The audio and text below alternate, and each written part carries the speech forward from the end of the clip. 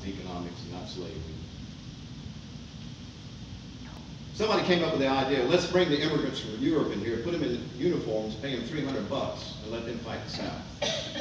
And they get U.S. citizenship. See, even today, we have the door open that immigrants can fight in our military. Did y'all know that? You don't have to be a U.S. citizen to fight in the army. So he sent out a decree and said, look, I need your help. 500,000 men answered the call from overseas. 500,000.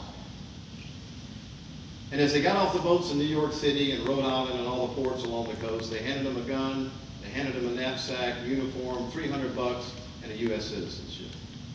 And sent them off in Grant's army to fight the South. That's the reason why the South began to lose in 1864. It was 20-1. It used to be 5 or 10-1, now it's 20-1. See, a Southerner can whip 8, 9.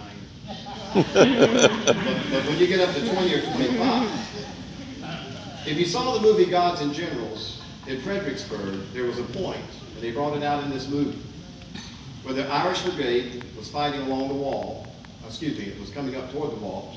There was an Irish Brigade of Southerners who had immigrated here years earlier, but had been living in the South and were U.S. citizens.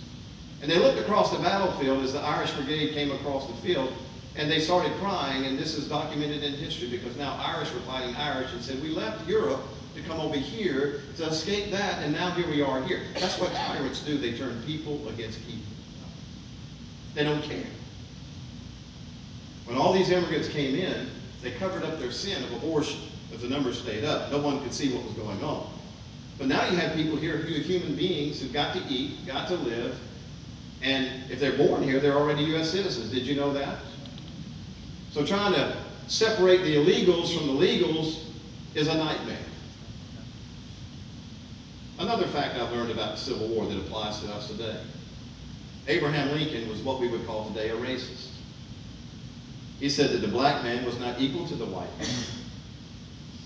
And that if he could save the Union by keeping slavery, he would, or if he could get rid of slavery and save the Union, that was his goal. That's his own quote.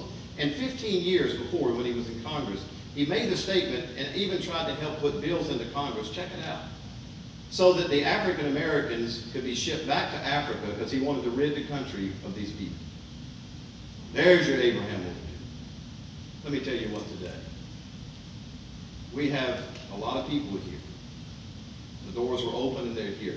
How we're going to solve this, I don't know. But it does have an impact economically. Now when it comes to morals, the sex ed program, I've already shared with some of you here tonight. I'll just briefly mention this, and I'm going to let Larry Grooms share with you a couple of things.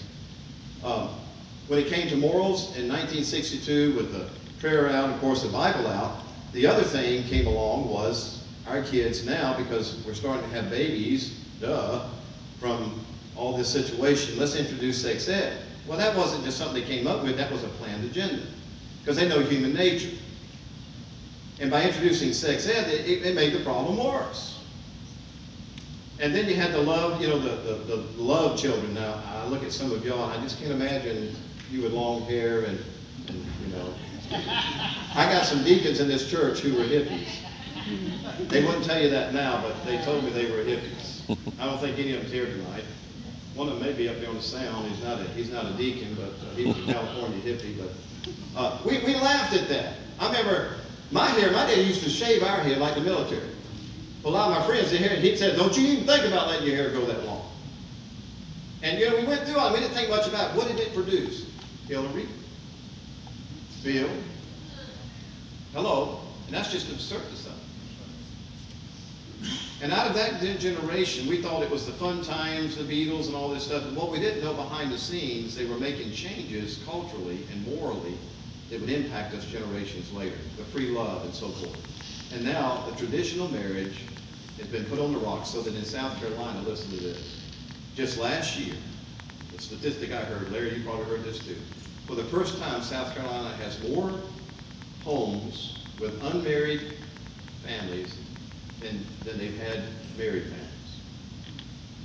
So in other words, we've got a lot of people living together, no marriage vows whatsoever.